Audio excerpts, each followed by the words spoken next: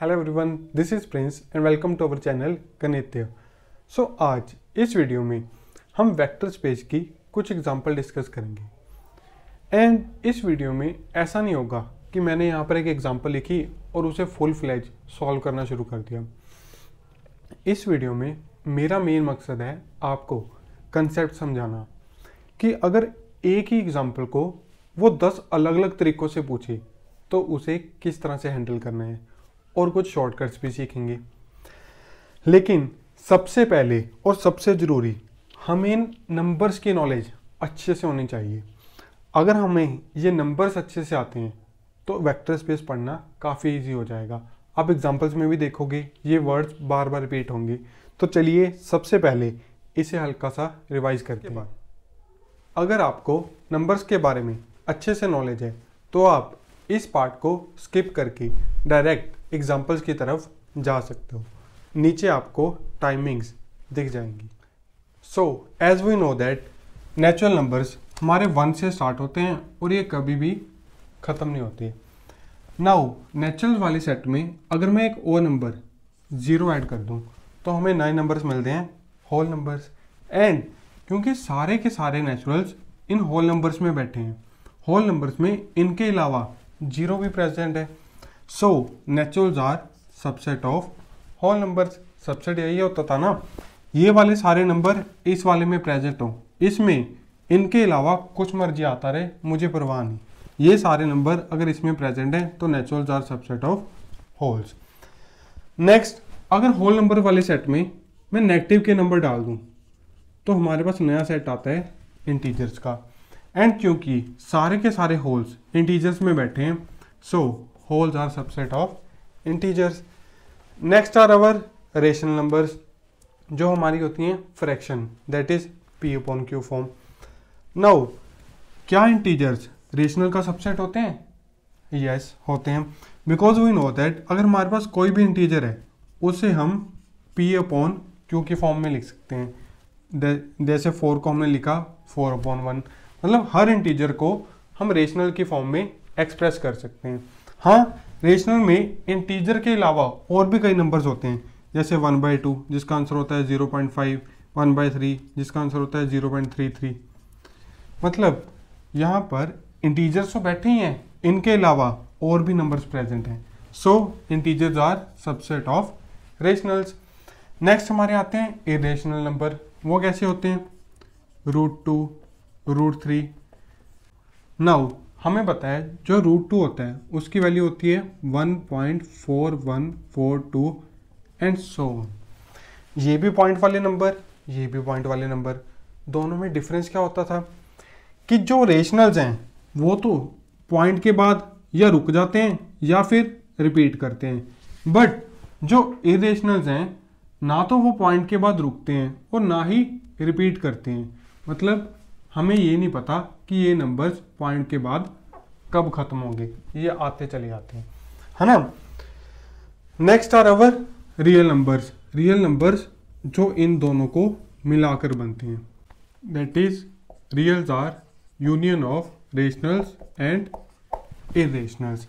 And क्योंकि reals में सारे के सारे रेशनल नंबर्स बैठे हैं, सो rationals are subset of रियल्स। Finally हमारे पास आते हैं कॉम्प्लेक्स नंबर्स, जो हमारे पास होते हैं a + आइटा b फॉर्म के, where a and b both are real और आइटा हमारा होता है √(-1). नाउ सवाल, क्या रियल्स कॉम्प्लेक्स के सबसेट होते हैं? नाउ हमें पता है कोई भी रियल नंबर है, फॉर एग्जांपल 2, उसे हम इस तरीके से लिख सकते हैं 2 + आइटा 0, वेयर 2,0 बोथ आर रियल्स, है ना। मतलब यहाँ पर कॉम्प्लेक्स नंबर्स की सारी कंडीशन सेटिस्फाई होगी। Hence every real is also a complex numbers. हाँ, कॉम्प्लेक्स में रियल्स के अलावा भी बहुत सारे नंबर्स होते हैं, जैसे हमारा 3 + 2 आइटा, ठीक, but every real is a complex number, so reals are subset of complex numbers. तो मैंने यहाँ पर इन नंबर्स को एक इंक्रीजिंग ऑर्डर में लिख दिया, सबसे छोटे नेचुरल्स, उससे बड़े होल्स एंड सो ऑन, सबसे बड़े कॉम्प्लेक्स नंबर्स। अब इनकी हेल्प से हम अपने वेक्टर स्पेस को डिस्कस करते हैं। तो चलिए अब कुछ एग्जांपल डिस्कस कर लेते हैं। आई होप लास्ट वीडियो की हेल्प से आपको वेक्टर स्पेस की डेफिनेशन काफ़ी अच्छे से क्लियर हो गई होगी, एंड अगर वहाँ पर कुछ डाउटफुल रह भी गया तो इन एग्जांपल की हेल्प से वो भी क्लियर हो जाएगा। सो स्टार्ट करते हैं। लेट्स से वी हमें गिवन है सेट ऑफ रियल्स और फील्ड भी हमें गिवन है रियल नंबर्स की, एंड क्योंकि यहाँ पर कोई भी ऑपरेशन मेंशन नहीं है तो यहाँ पर हम अपने यूजुअल ऑपरेशन यूज़ करेंगे। दैट इज प्लस होगा हमारा यूजुअल प्लस एंड मल्टीप्लाई होगा यूजुअल मल्टीप्लिकेशन, एंड इन दोनों के बीच में भी हमारे पास सिंपल मल्टीप्लिकेशन है। नाउ हमें प्रूव करना है इसे vector space. So the first property, we should be abelian group. हमने अपनी लास्ट वीडियो में प्रूव किया था कि set of reals under addition एक एबिलियन ग्रुप फॉर्म करते हैं। मतलब पहली प्रॉपर्टी तो हमारी सेटिस्फाइड है। Second one, F should be field, ये भी हमने देखा था कि सेट ऑफ रियल्स एक फील्ड फॉर्म करते हैं। लास्ट वीडियो में हमने डिस्कस किया था complex numbers, reals and rationals, ये तीनों के तीनों फील्ड फॉर्म करते हैं। Hence our second property is also satisfied. Now third and the most important one, that is v को अगर f से मल्टीप्लाई करें तो जवाब हमारा वापस v में आना चाहिए। v हमें गिवन है रियल नंबर्स, f भी हमें गिवन है रियल नंबर्स, तो क्या रियल को रियल से मल्टीप्लाई करने पर जवाब रियल आएगा? यस, बिल्कुल सही बात है। रियल को रियल से मल्टीप्लाई करेंगे तो वापस हमारे पास एक रियल नंबर ही तो आएगा, तो हमारे पास ये थर्ड कंडीशन भी सेटिस्फाई होगी। नाउ रहेगी हमारे पास ये चार प्रॉपर्टीज। इनमें से सबसे पहले फोर्थ प्रॉपर्टी को देखो, वन डॉट वी, और वी है हमारा इस सेट वी में से, दैट इज रियल नंबर। तो one into any real number is again a same real number, है ना, तो ये प्रॉपर्टी सेटिस्फाई होगी। मतलब बेसिकली हमने यहाँ पर अपने दिमाग में सारी चीज़ें विजुअलाइज करनी है। नाउ इन प्रॉपर्टीज के लिए देखो, V में सारे रियल नंबर्स आ रहे हैं, F सेट में भी सारे के सारे रियल्स आ रहे हैं, मतलब V और F दोनों में है तो रियल नंबर्स, तो यहाँ पर V1, V2, अल्फ़ा ये सारे क्या हैं? रियल जी तो हैं, मतलब ये भी रियल्स है, ये भी रियल है। एंड अगर हम बहुत ध्यान से देखें तो जो ये फर्स्ट टू प्रॉपर्टीज़ हैं, these are nothing but just our distributive law, and हमें पता है रियल नंबर्स डिस्ट्रीब्यूटिव लॉ को सेटिस्फाई करते हैं, क्योंकि हमने प्रूव किया था रियल नंबर्स फील्ड फॉर्म करते हैं, है ना। सिमिलरली इस थर्ड प्रॉपर्टी को देखें, ये भी रियल, ये भी रियल, एंड अगर इसे ध्यान से देखें, पहले दो को मल्टीप्लाई करो फिर तीसरे से, या फिर पिछले दो को मल्टीप्लाई करके फिर पहले से करो, दोनों तरफ आंसर सेम, मतलब this is just our associative law. और हमने देखा था रियल नंबर्स एसोसिएटिव लॉ को फॉलो करते हैं, मतलब यहाँ पर ये तीनों के तीनों प्रॉपर्टीज भी सेटिस्फाई होगी। सो यहाँ पर हमने अपनी सारी कंडीशंस प्रूव कर दी। Hence we can say that set of reals over the field of reals form a vector space. And यहाँ पर एक बात ध्यान में रखना, जो ये बाहर वाला आर है वो रिप्रेजेंट करता है वी को और अंदर वाला रिप्रेजेंट करता है फील्ड को, ठीक। तो वेक्टर स्पेस प्रूव करने के लिए हमने ये चार पॉइंट्स ध्यान में रखने हैं और हमारा क्वेश्चन काफ़ी इजीली सॉल्व हो जाएगा। नाउ एक और एग्जांपल डिस्कस करते हैं। लेट्स से वी हमने लिया set of reals under usual plus, and field हमें गिवन है सेट ऑफ रेशनल नंबर्स। अब इसे हमने प्रूव करना है ये वेक्टर स्पेस फॉर्म करेगा या नहीं। तो सबसे पहली बात, it should be abelian group, and हमें पता है real numbers form abelian group. Second, क्या ये एक फील्ड फॉर्म करेगा? Yes, rational numbers form a field. The third one, v को f से मल्टीप्लाई करने पर जवाब हमारा v में आना चाहिए। नाउ v में पढ़े रियल नंबर्स और f में पढ़े रेशनल्स, तो क्या रेशनल्स को रियल से मल्टीप्लाई करने पर जवाब एक रियल नंबर आएगा? यस, बिल्कुल आएगा। ध्यान से सोचो, रेशनल को अगर रियल से मल्टीप्लाई करें तो जवाब या तो हमारे पास एक रेशनल नंबर आएगा या फिर इरेशनल नंबर आएगा, एंड दोनों के दोनों ही हमारे पास रियल नंबर होते हैं। तो यहाँ से थर्ड प्रॉपर्टी वेरीफाई होगी, that rational into real is a real number. Now in चार प्रॉपर्टीज की बात करें तो एक बात नोटिस करो, अभी हमने ये चार प्रॉपर्टीज रियल नंबर्स के लिए वेरीफाई की, तो अगर ये चार प्रॉपर्टीज रियल नंबर्स के लिए होल्ड करती हैं तो उससे छोटा नंबर रैशनल्स उसके लिए भी तो होल्ड करेंगी। क्यों? देखो, real numbers we know that is union of rational and irrational numbers. तो अगर कोई बात सारे के सारे रियल नंबर्स के लिए ट्रू है तो वो उनके अंदर बैठे रेशनल नंबर्स उनके लिए तो ऑटोमेटिकली ट्रू होगी, है ना। तो यहां से हम ये कह सकते हैं कि ये चार प्रॉपर्टीज भी वेरीफाई होंगी। तो यहां पर भी हमने ये चारों कंडीशंस प्रूव कर दी।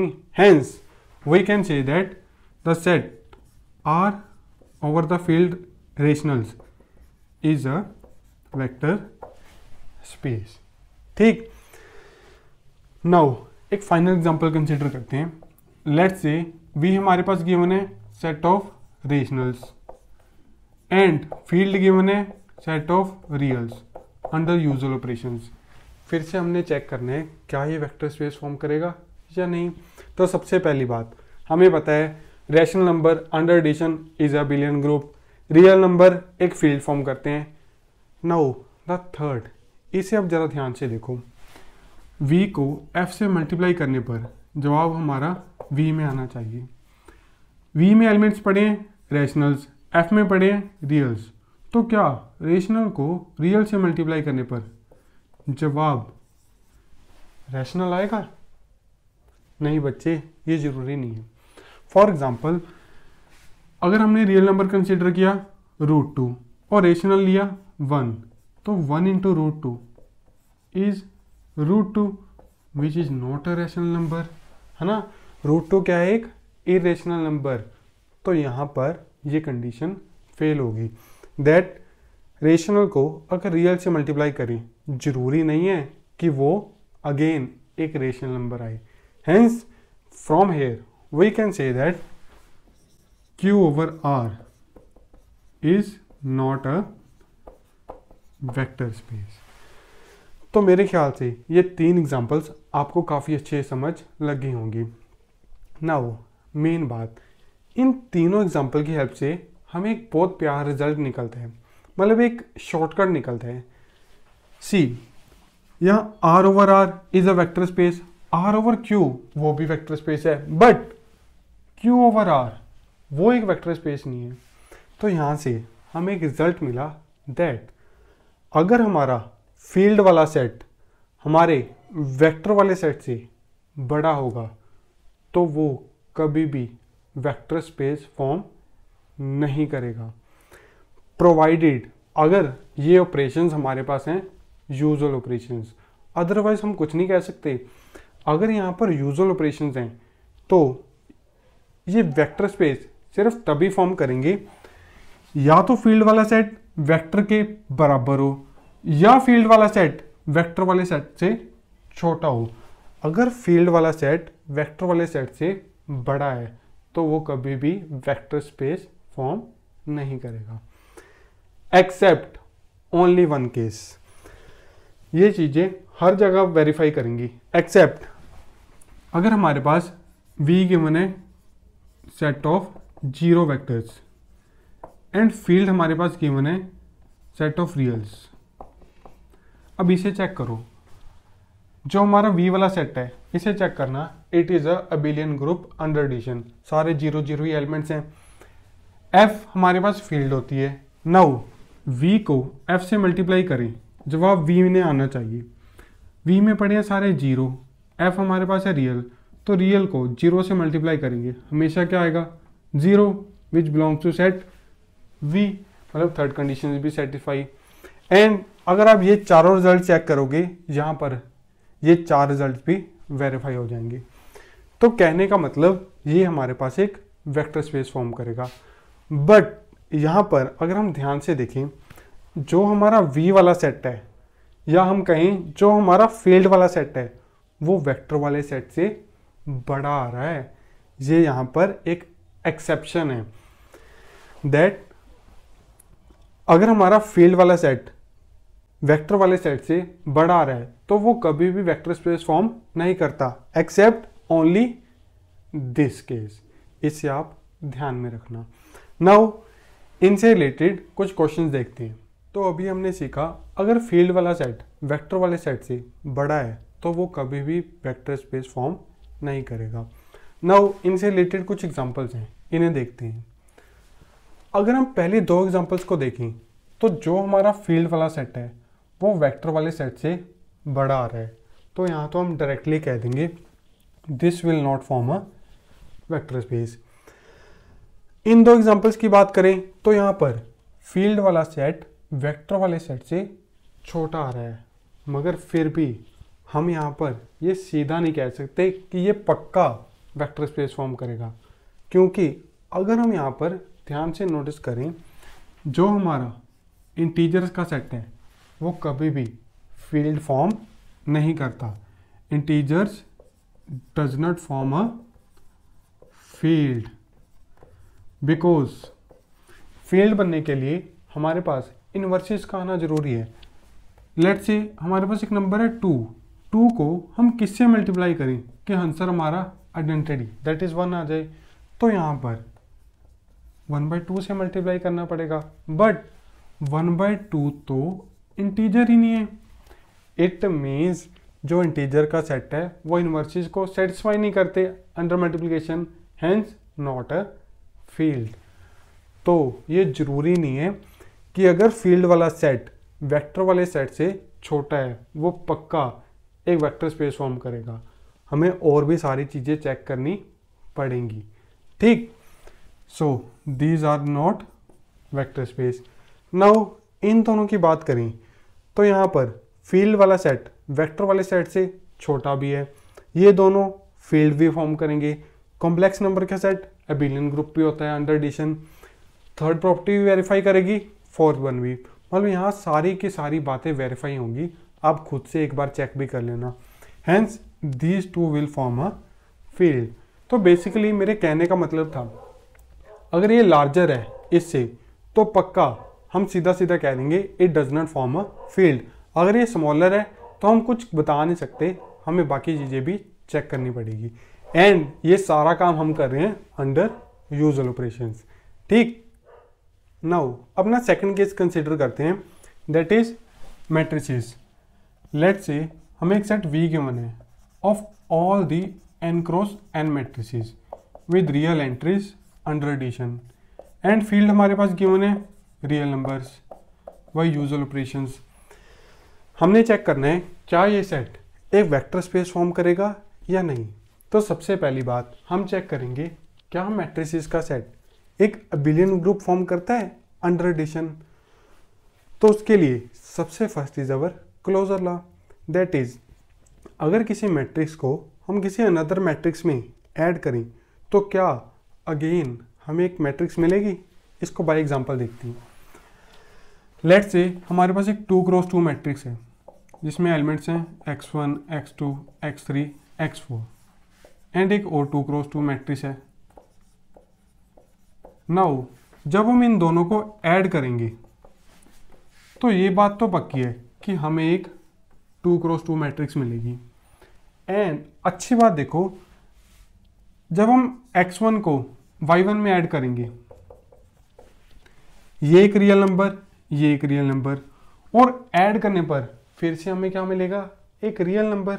मतलब जब हमने दो मैट्रिक्स को ऐड किया हमें अगेन एक मैट्रिक्स मिली जिसमें भी सारी की सारी एंट्रीज क्या है हमारे पास, real numbers. Hence our closure law is verified.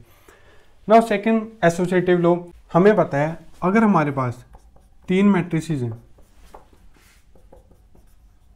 तो अगर पहली 2 को ऐड करके फिर तीसरे में ऐड करें या चाहे पिछली 2 को ऐड करके फिर पहले में ऐड करें, दोनों तरफ आंसर सेम ही आएगा। मतलब मैट्रिसेस एसोसिएटिव लॉ को होल्ड करती हैं। थर्ड वन इज इनवर्स, किसी मैट्रिक्स में हम क्या जोड़ें कि आंसर हमारा सेम वही मैट्रिक्स आ जाए।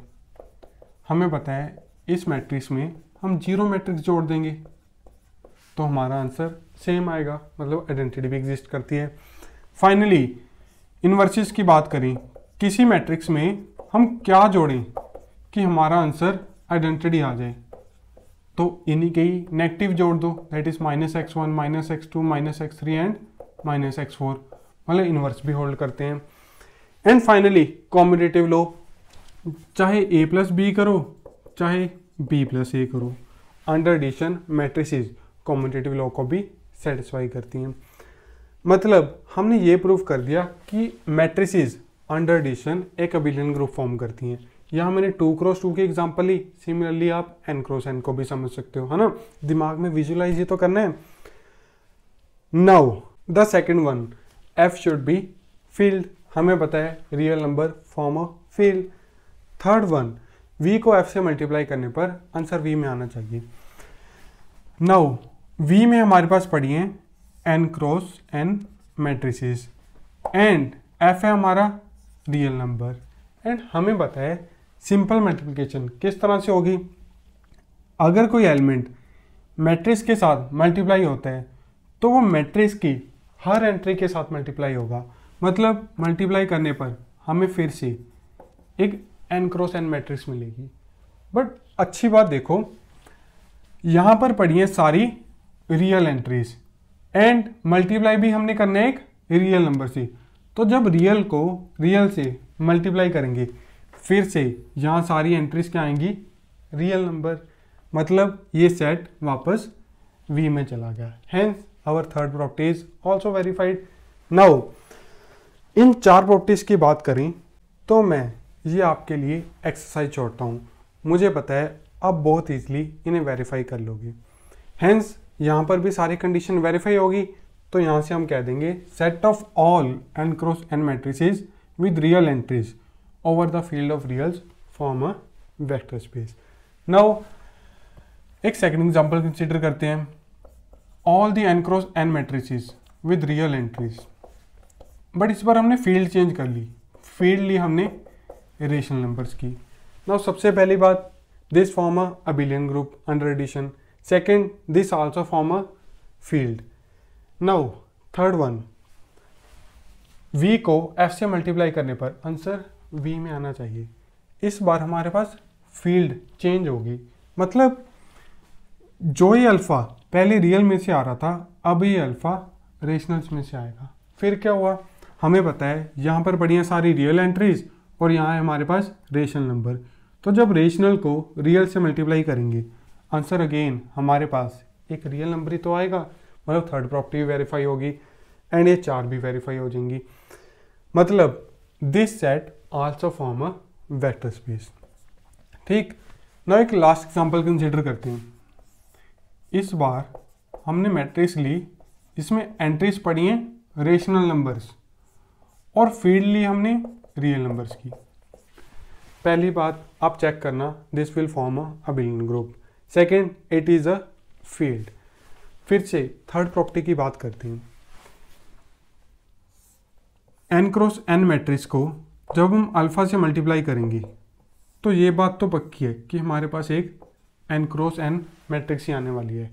बट अच्छी बात देखो, यहाँ पर पड़ी है सारे रेशनल नंबर्स और ये हमारे पास रियल नंबर, तो जब रेशनल को रियल से मल्टीप्लाई करेंगे क्या जवाब यहाँ पर सारे रेशनल्स आएंगे? नहीं, बिल्कुल भी जरूरी नहीं है।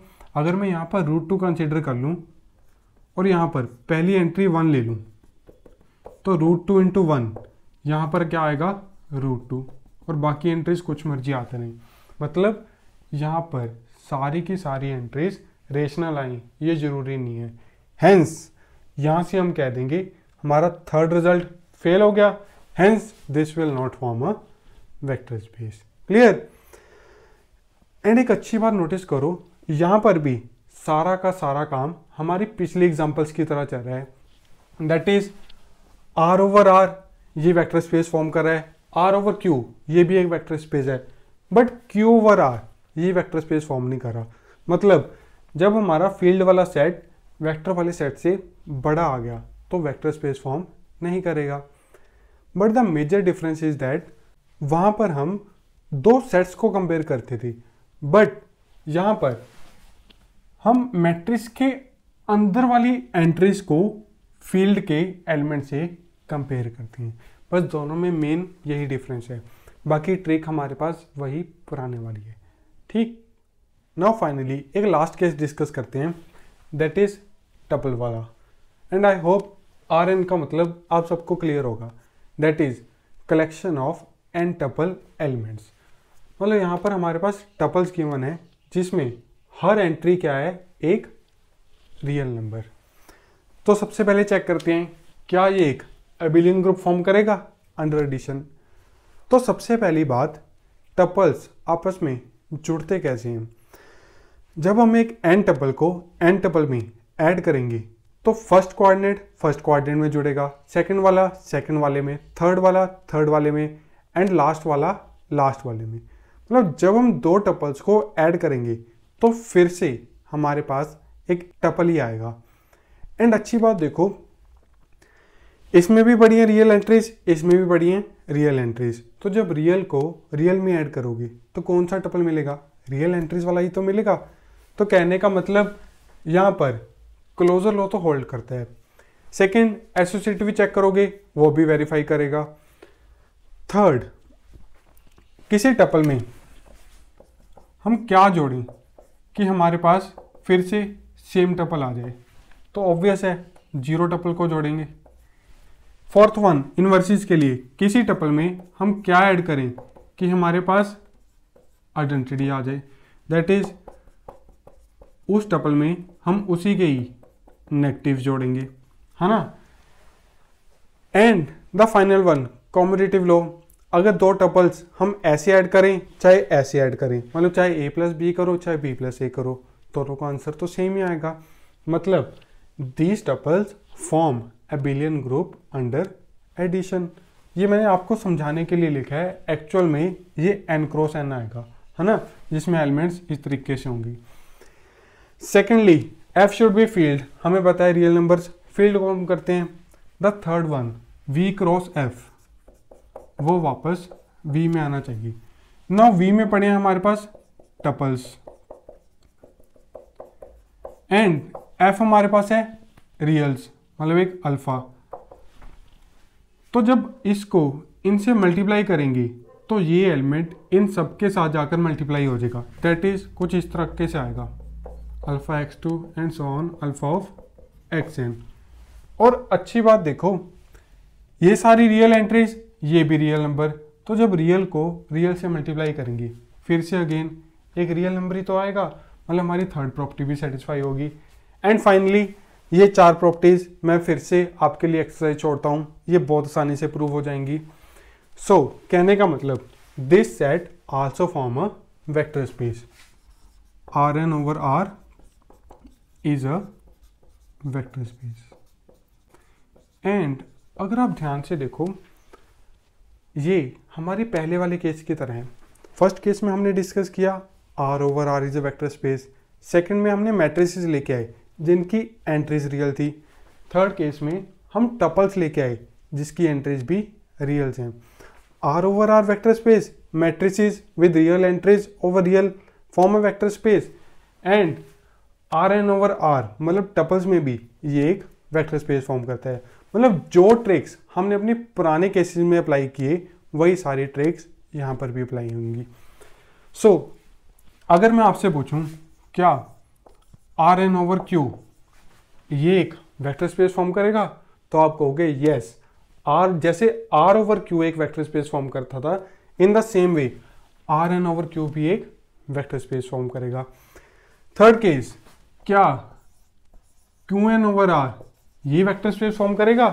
नहीं, हमें पता है Q over R वो वेक्टर स्पेस फॉर्म नहीं करता था क्योंकि फील्ड वाला सेट वेक्टर वाले सेट से बड़ा आता था।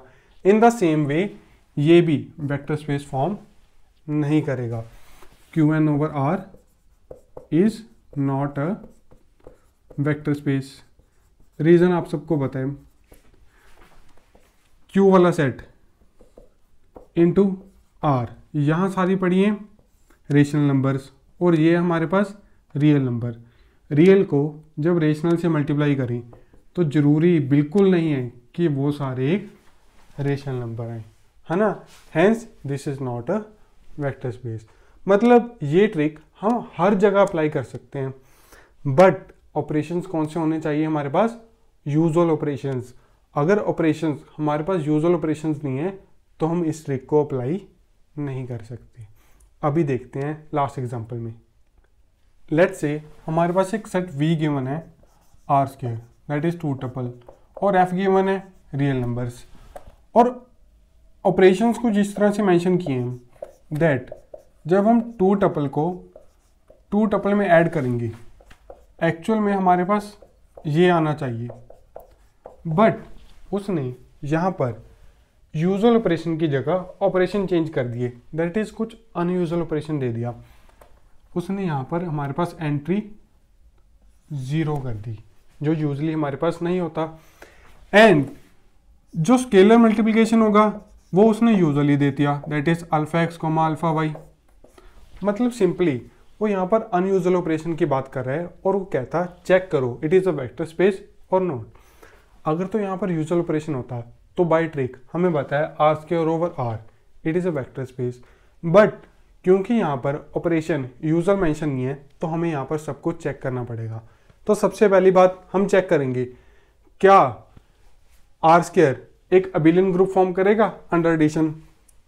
तो देखो सबसे पहला जब हम किसी टपल को टपल में ऐड करेंगे अगेन एक टपल मिलेगा, है ना। अच्छी बात देखो इसमें एंट्रीज रियल्स, इसमें भी एंट्री रियल। जब हम रियल एंट्रीज को रियल में ऐड करेंगे तो फिर से हमारे पास रियल एंट्रीज ही आएंगी, मतलब closure law holds. Second associative law की बात करें तो यहाँ पर 3 एलिमेंट्स आएंगे,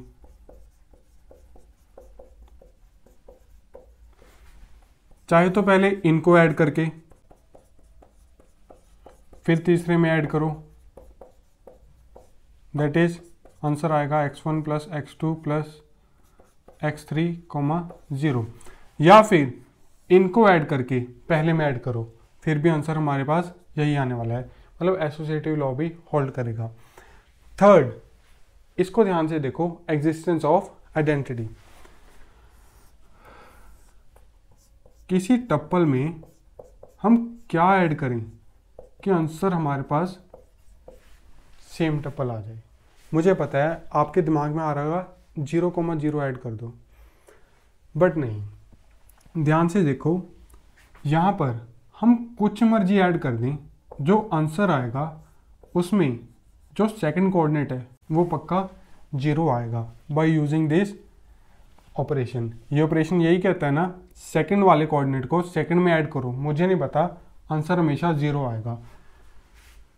तो कहने का मतलब किसी टपल में हम कुछ मर्जी ऐड कर दें, मेरा आंसर कभी भी वापस सेम टपल नहीं आने वाला, यहाँ पर हमेशा 0 आएगा। हेंस यहाँ पर आइडेंटिटी एग्जिस्ट नहीं करती। तो यहाँ पर ये पहली प्रॉपर्टी फेल होगी, that it is not a abelian group under this operation, hence it will not form a vector space. तो बात समझ आई, जब हमारे पास ऑपरेशन अनयूजुअल हो तो हमें चेक करना पड़ेगा। ठीक, नाउ फाइनली एक लास्ट केस डिस्कस करते हैं। सारा कुछ सेम है, बट इस बार एडिशन उसने हमने दे दी यूजुअल एडिशन, एंड जो मल्टीप्लिकेशन था उसमें यहाँ पर उसने चेंजेस कर दिए, यहाँ पर उसने दे दिया 0। तो अगर हम ध्यान से देखें, जो एडिशन है वो तो हमारे पास यूजुअल एडिशन ही है जैसा हम करते आते हैं। तो जो ये सेट है V R स्क्वायर, वो under this usual operation of addition पक्का एक अबिलियन ग्रुप फॉर्म करेगा, क्योंकि यहाँ पर तो हम सिर्फ अंडर एडिशन ही देखते हैं, है ना। सेकेंड, R हमारे पास एक फील्ड भी होता है। थर्ड, V को F से मल्टीप्लाई करने पर आंसर V में आना चाहिए। तो यहाँ पर देखो, ये एलिमेंट हमारा V का और ये एलिमेंट है F का, तो जब हमने इन दोनों को मल्टीप्लाई किया तो एलिमेंट वी में से ही तो आ रहा है, दैट इज किसी टप्पल को स्केयर से मल्टीप्लाई किया, अगेन टप्पल आ रहा है जिसमें पहली एंट्री भी रियल है और सेकंड एंट्री भी रियल है, मतलब थर्ड प्रॉपर्टी भी सेटिस्फाई होती है। फाइनली इन 4 प्रॉपर्टीज की बात करें, इन्हें अब थोड़ा ध्यान से देखना, इन्हें अब बिल्कुल भी लाइटली मत लेना, क्योंकि यहां पर ऑपरेशन हमें यूजुअल मेंशन नहीं है। तो सबसे पहले इस फोर्थ प्रॉपर्टी की बात करें, 1 डॉट वी हमारे पास आना चाहिए सेम वी। तो अगर हम ध्यान से देखें, अल्फा की जगह लिया हमने 1 और टपल को रखा हमने सेम, तो ये कहता हमारे पास आंसर सेम टपल आना चाहिए, बट इस ऑपरेशन के अकॉर्डिंग ये तो पॉसिबल नहीं है। ये कहता अगर कि स्केलर को टपल से मल्टीप्लाई करें तो पिछली एंट्री क्या आएगी, 0 आएगी। ये कहता था सेम आनी चाहिए, यहाँ पर सेम कभी भी नहीं आने वाला, हैंस ये फोर्थ प्रॉपर्टी फेल हो जाएगी। तो यहाँ से हम कह देंगे अगर एक भी प्रॉपर्टी हमारे पास fail, then this is not a vector space. Clear?